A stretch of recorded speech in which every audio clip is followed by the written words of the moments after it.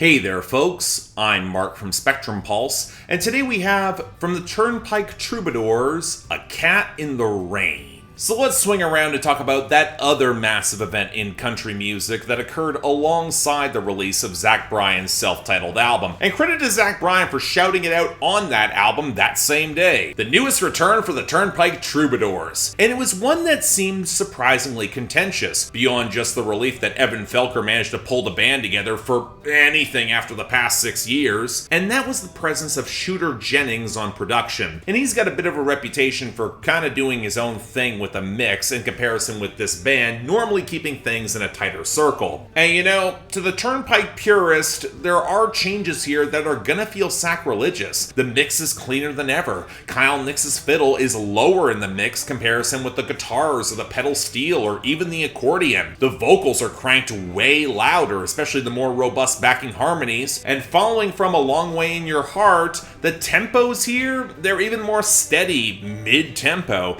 So if you're looking for something in their old run of faster, scrappy barn burners, I can't promise this album's gonna deliver. And yet, as much as I'm a sucker for a lot of these vocal harmonies, and I really am, with Shooter Jennings' production, it's hard not to think there's been some subtle warmth or melodic flair that's been lost in the shuffle, especially in the fiddle, and especially when some of these tones sound like they're slightly clipping the edges on the mix. Or hell, on the flip side, as the second half of this project begins to run together, maybe they could have afforded a little bit more of Shooter Jennings' weirdness, at least ratchet up the tempo a little bit, get a little faster. Now, normally this would be where I would point to the lyrics and the writing, because given the messy drama tied to both Evan Felker's divorce and reconciliation, and within the band themselves, they've got more than enough material to work with. And indeed, some of that arc seems to play out here, albeit keeping more of the details abstracted for the benefit of everyone involved, where the most potency probably comes in the protagonist weathering a lot of that pressure and growth to reunite after the misadventures, backsliding, painful journey of healing along the way, where it's clear that's very much necessary. At the same time though, while I appreciate the storytelling on Brought Me, Lucille, and the hunting metaphors of the rut, I feel like this album kind of glances around its emotional core, a few years removed from the intensity of the drama and unwilling to let more of the rough edges show through, especially as I would argue that the covers on the back half could do a little more to deepen the atmosphere or the thematic arc than just restating it. I would have liked to hear more complexity or layers. Now look, I do appreciate the minor miracle that we got a new Turnpike Troubadours album at all, and I don't think it's as much of a misfire as some people have said, but I'd also struggle to say it reaches the top tier of their very best, even with the adage that Turnpike albums only get better with repeated listens. So look, I am confident in calling this very good. I know it's gonna grow on me with more listens, it already has. I just think it's a question of how much.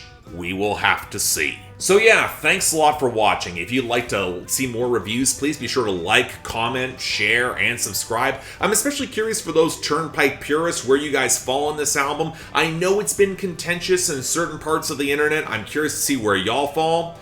Beyond that though, anything else I might be able to do to improve my presentation, I'm all ears. And if you guys want to get albums on my schedule, link to my Patreon is right over there. Please again, don't feel obligated. If you want to though, options available.